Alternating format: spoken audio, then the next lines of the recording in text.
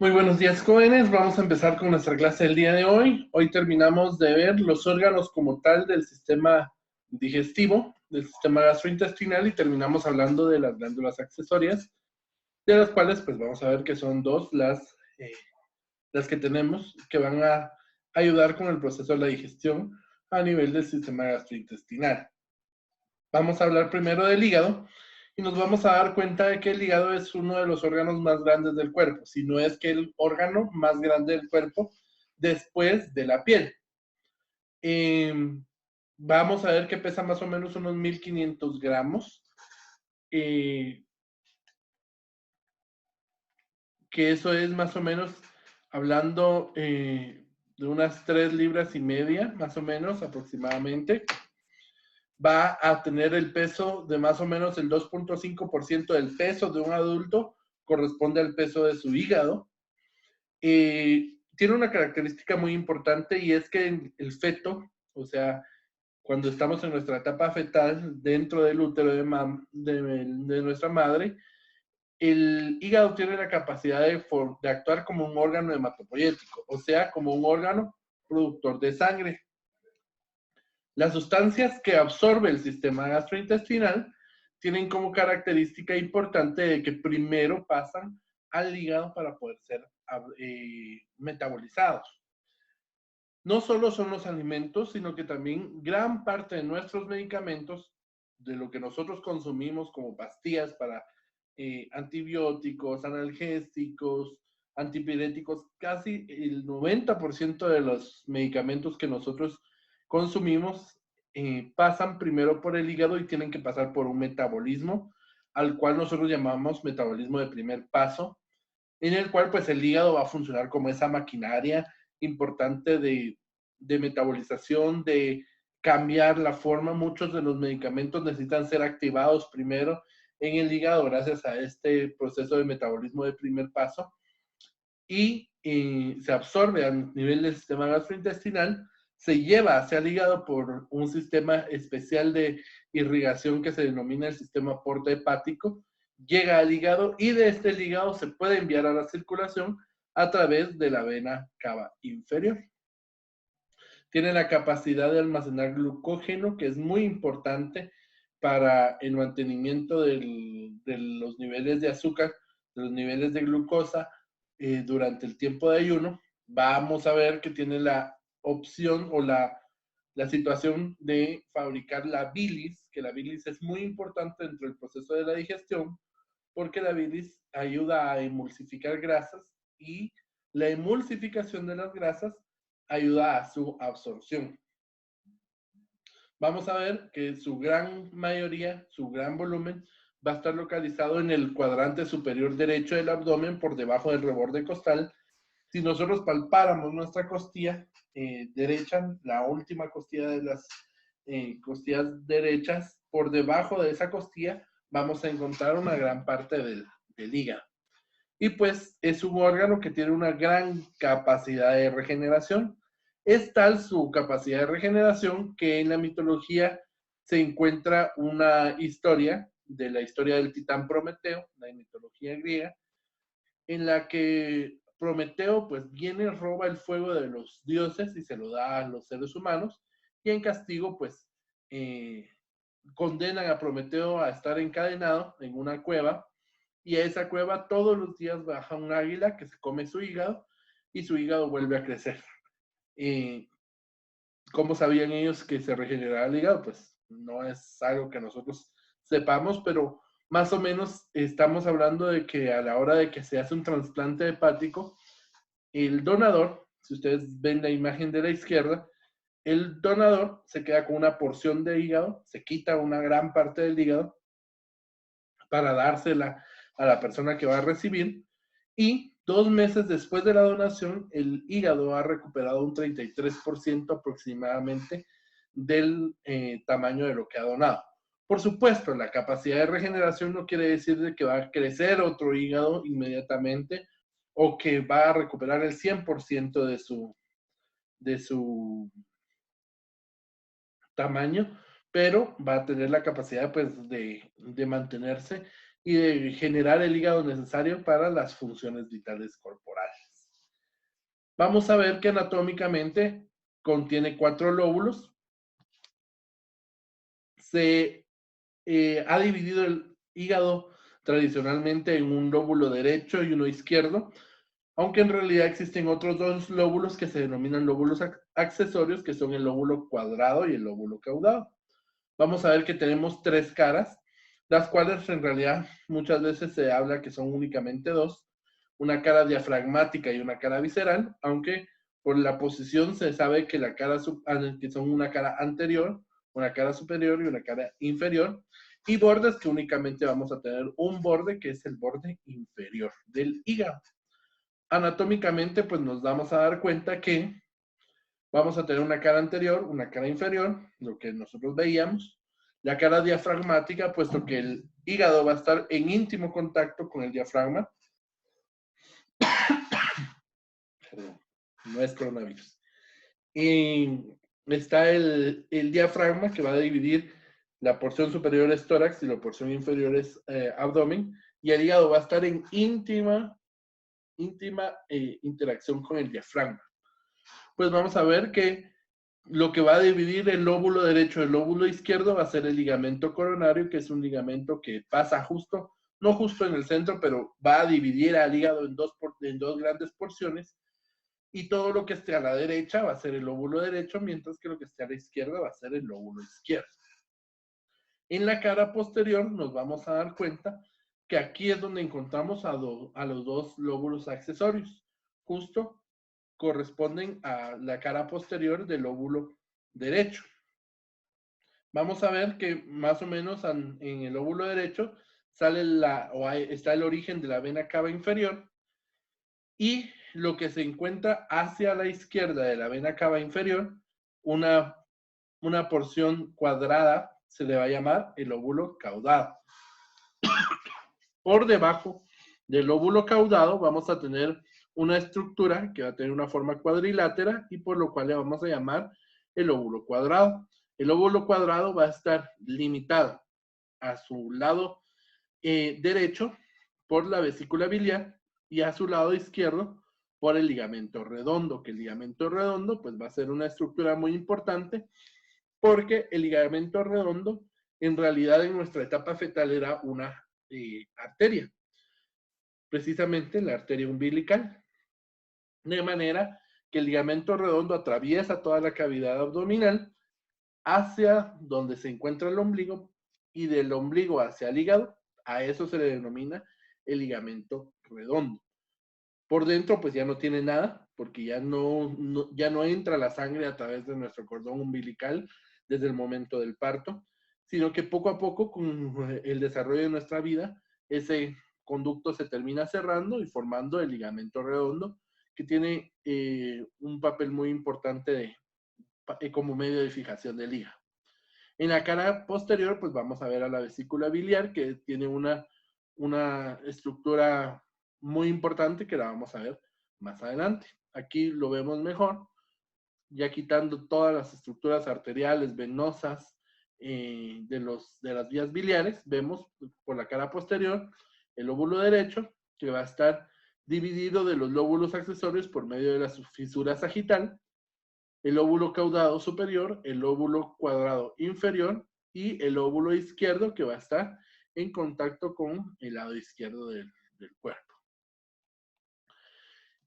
En base a su irrigación sanguínea, gracias a la distribución que tiene la sangre dentro del hígado, vamos a dividir al hígado en 8 segmentos. Vistos desde una cara anterior, visto el hígado de frente, vamos a ver los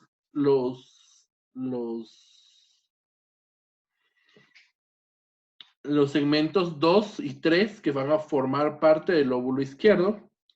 El segmento 1 no se observa porque el segmento 1 corresponde al lóbulo caudado, que solo se ve en la cara posterior. El lóbulo 4, que corresponde a la segunda porción del lóbulo hepático derecho. El 5 y el 6, que corresponden a las porciones inferiores, y el 7 y el 8, que corresponden a unas porciones superiores. Se dice que si nosotros empuñamos nuestra mano de esta forma, vamos a encontrar la distribución de los lóbulos. El 1 es posterior. Después encontramos 2, 3, 4, 5, 6, 7 y 8. ¿Por qué es tan importante conocer este tipo de segmentación? Porque a la hora de que pues, queremos hacer un trasplante hepático, a la hora que tenemos que hacer una resección hepática, por ejemplo, quitar una parte del hígado porque está dañada, porque durante un trauma cerrado abdomen, pues hubo una lesión a nivel del parénquima hepático, pues nosotros podemos quitar solamente las porciones que están dañadas. Entonces, por ejemplo, si hay una lesión a nivel de los segmentos 2 y 3, pues es mucho más fácil quitar solo un segmento que quitar el hígado completo. Además, no podríamos quitarle el hígado por completo a una persona porque se quedaría sin esa maquinaria metabólica tan importante que es el hígado. Así más o menos como en los pulmones que hablábamos de los broncos segmentarios, pues también dentro del hígado tenemos el hígado está segmentado, tiene 8 porciones que corresponden a las áreas anatómicas de irrigación, inervación y drenaje de las vías linfáticas. Los nombres o los lóbulos tienen un nombre que corresponde pues precisamente al número, por ejemplo, el segmento posterior se le llama también, es el segmento 1, el segmento posterior lateral izquierdo, que es el segmento 2, el segmento anterior lateral izquierdo, que es el segmento 3, el segmento 4 denominado segmento medial izquierdo, el segmento 5, que va a ser el segmento anterior medial derecho, segmento 6, segmento anterior lateral derecho, segmento 7, segmento posterior lateral derecho y por último el segmento 8 o también llamado segmento posterior medial derecho. Los nombres son importantes al igual que sus números. Ahora bien, histológicamente nosotros vamos a ver que la célula que forma el hígado se va a llamar hepatocito. Hepato, que es hígado, y cito, que es célula. Tenemos la característica de que dentro del hígado, pues vamos a tener más o menos esta estructura de filas en las cuales vamos a encontrar lobulillos en los cuales se van a formar conductos biliares que van a ser los encargados de drenar la bilis y que van a sacar la bilis desde el hígado hacia los conductos de las vías biliares. ¿Por qué es tan importante los conductos de las vías biliares? Porque van a llegar a este órgano tan importante que es la vesícula biliar. La vesícula biliar es una bolsa que tiene la característica que en su interior va a almacenar la bilis. ¿Por qué es tan necesario almacenar la bilis? Pues básicamente porque la bilis, como les decía, tiene la característica de emulsificar grasas y eso favorecer su absorción. Sin embargo, la bilis no se puede liberar directamente hacia el intestino, porque si no se estaría desperdiciándolo, digamos de esta manera. Mientras que sí hay una bolsa que lo reciba, que lo almacene y que lo libere cuando es necesario, de manera que la vesícula biliar se contrae después de que nosotros hemos comido gracias a impulsos neuroendocrinos generados por el estómago y por los intestinos que van a mandar una señal hormonal hacia el sistema entérico y de esta manera estimular a la vesícula biliar para que se contraiga, expulse la bilis, se mezcle con lo que va con el contenido del estómago que se vacía hacia el duodeno y en el duodeno se mezcla la bilis con el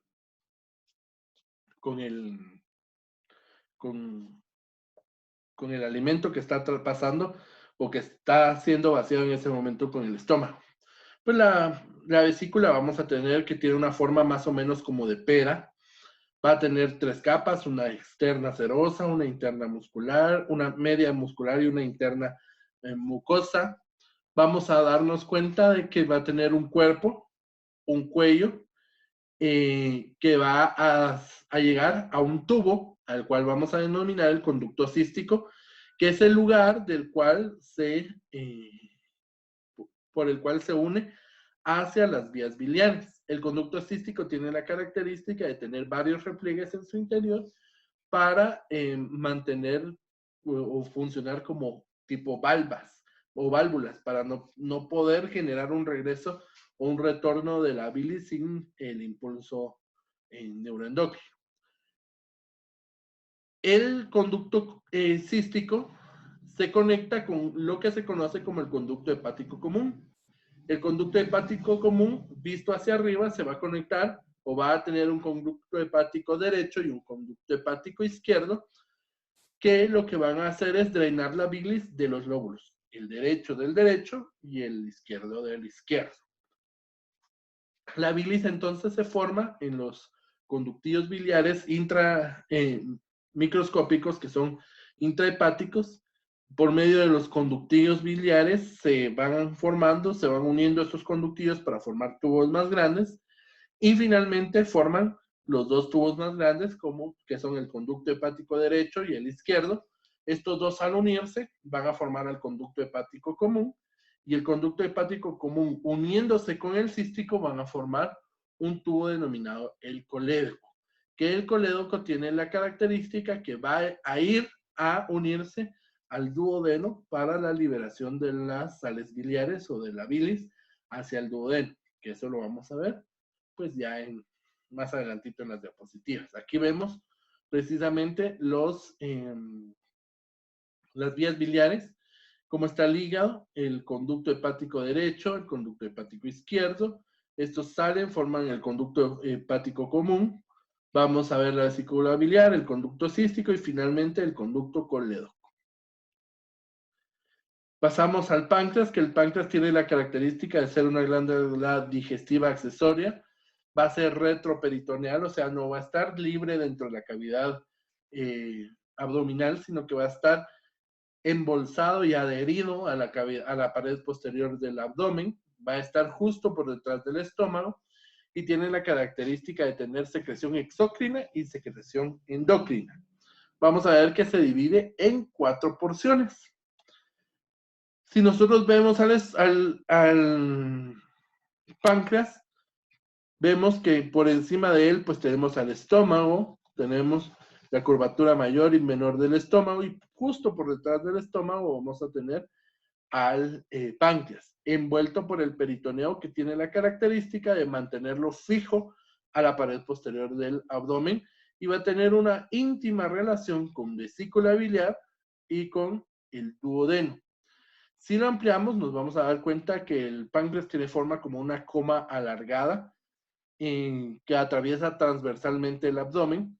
Vamos a tener una porción más externa, que es la cola. Luego procedemos al cuerpo. Por detrás de esto, nosotros no lo vemos, pero tenemos el cuello y finalmente la cabeza, que tiene un íntimo contacto con el duodeno.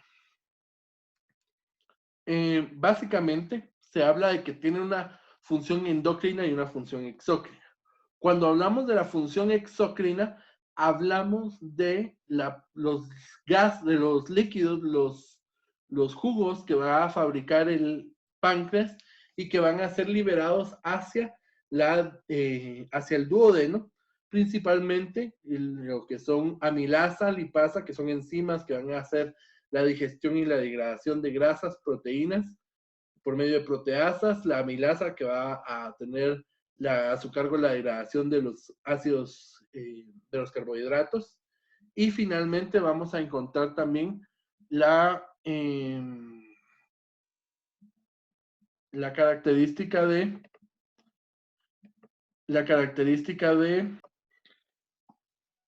entonces, como estábamos hablando, pues básicamente la situación de la secreción exócrina tiene que ver con la producción de estos elementos que van a ayudar a la digestión. Además, recordemos que en el estómago se está produciendo una gran cantidad de ácido, y este ácido llega hacia los intestinos después de vaciarse el estómago hacia el duodeno, y entonces tiene que haber una sustancia que neutralice la acción de ese ácido. Y esa sustancia la produce el páncreas y es una sustancia llamada bicarbonato. El bicarbonato es lo contrario a los ácidos, al ácido gástrico, es una base, es un álcali y por lo tanto tiene la capacidad de neutralizar ese pH. Pero también el páncreas tiene la capacidad de tener una secreción endocrina. ¿En base a qué? Pues básicamente ustedes ven en esta estructura histológica, este es un corte del páncreas, ven esta estructura como más rosadona y esta estructura más morada. Lo morado son los acinos serosos que van a ser los encargados de secretar amilasa, lipasa, bicarbonato y va a ser la porción exócrina del páncreas. Mientras que la porción endocrina va a ser esta sustancia como más rosadona, más clara, que van a conocerse como los islotes de Langerhans. Los islotes de Langerhans van a tener la capacidad o van a tener la característica de estar formados por varias células y cada una de estas células tiene la capacidad de fabricar una hormona.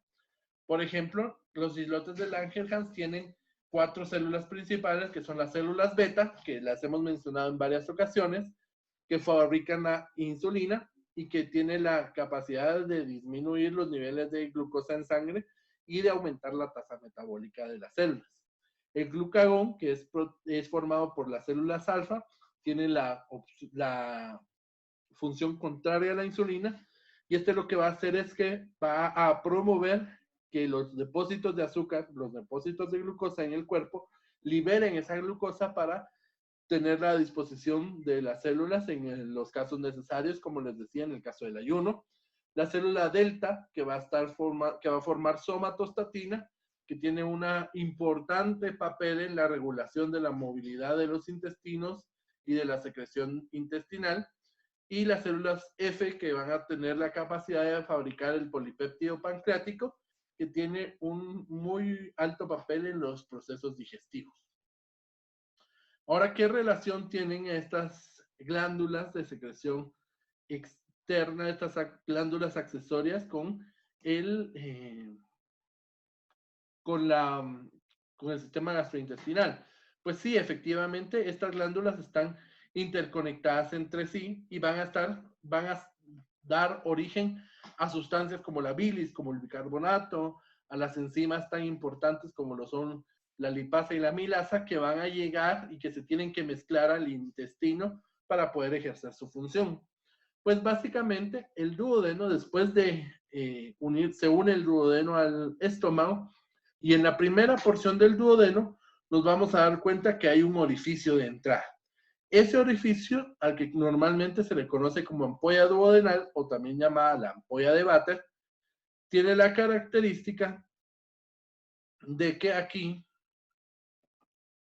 vamos a encontrar el punto donde va a conectarse el conducto colédoco para liberar la bilis. A este conducto, al colédoco, se une el conducto pancreático principal o el conducto de Wilson, que al unirse van a formar la ampolla de Vater. También el páncreas tiene la característica de tener un conducto accesorio o un segundo conducto, otro sistema que va a ayudar a sacar los jugos del páncreas hacia el intestino, y se le llama ampolla accesoria o ampolla duodenal accesoria, y va a ser el punto de origen, el punto de entrada del conducto pancreático accesorio o conducto de Santorini.